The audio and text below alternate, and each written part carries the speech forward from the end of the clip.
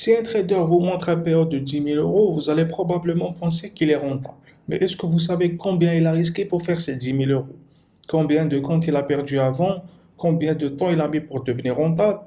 Et est-ce qu'il est capable de reproduire cette performance sur le long terme? Parce que ça, c'est une autre question. Donc la réalité, un payout ne prouve pas qu'un trader est réellement rentable. Et dans cette vidéo, je vais vous montrer la seule chose qui permet de voir si un trader est rentable ou pas sur le long terme. Donc avant de commencer, si vous êtes intéressé par le vrai trading, n'hésitez pas à rejoindre mon canal Telegram dans la description. Il est totalement gratuit. Et partons sur cette vidéo.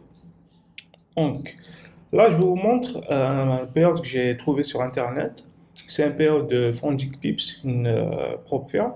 Là, on voit un payout de 61 000 dollars. Est-ce que ça prouve que ce trader est réellement rentable? Certes, ça nous dit qu'il a fait un retrait de 61 000 dollars, mais ça ne prouve pas que ce trader est réellement rentable. Parce qu'on ne sait pas. Imaginons ce trader, il a investi 100 000 dollars dans ces challenges et il a retiré que 61 000. Dans ce cas, il ne serait pas rentable. Donc c'est ça, on va dire, le piège des payouts. Un payout ne peut pas prouver que ce trader est réellement rentable ou pas. Même plusieurs payouts. Parce que si un trader, il a 10 comptes propres firmes, il réussit que un, ben on ne sait pas s'il a cramé 9 autres. Donc un payout ne peut pas démontrer qu'un trader est réellement rentable ou pas. Donc pour démontrer que le trader est réellement rentable, c'est le track record.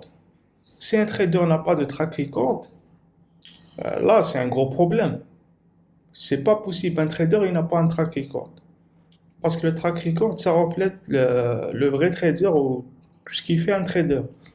On va dire, il va représenter les drawdowns. On va voir combien il risque et combien il gagne. Donc là, j'ai fait une performance de à peu près 22% sur cette année. Et tu vois, mes drawdowns ici, maximum c'est moins 4%. Par contre, si j'ai un drawdown de, je sais pas, moins 20, moins 10% pour gagner 20, c'est pas intéressant. C'est là qu'on voit l'importance d'avoir un track record.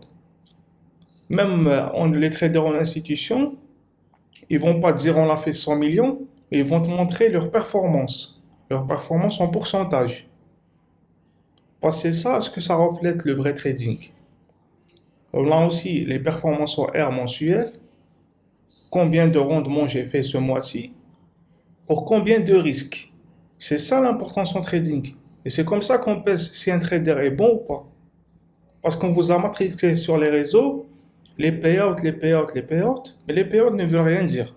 La vérité en trading, c'est le track record. Si tu n'as pas de track record, et quand je parle de track record, je parle d'un vrai track record comme ici. C'est un track record FTMO. C'est pas un track record sur Notion ou sur Excel.